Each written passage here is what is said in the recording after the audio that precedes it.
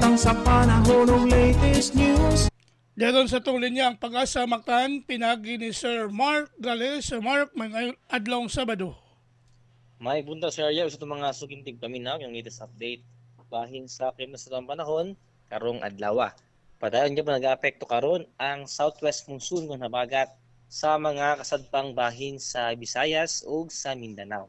Karong adlaw akong bahin diri sa Central Visayas, makasilati ta ni panasang panganuro na tunas matag-umon na kalangitan na gihapoy mga higayon ani mga lumalabay o mga patak-patak ta mga pag-uwan, pagpanugdog kilat, gumikan na lamang ani mga localized thunderstorms.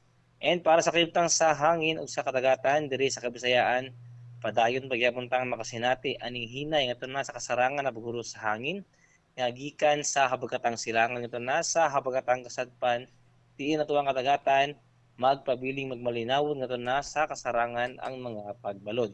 Ari sa Cebu ato ang kadagatan adunay taob kung alas 6:12 sa buntag ug mohunas unyang alas 10:50 sa buntag. Temperatura karong adlaw naa sa 27 ngadto sa 64 degrees sentigrado.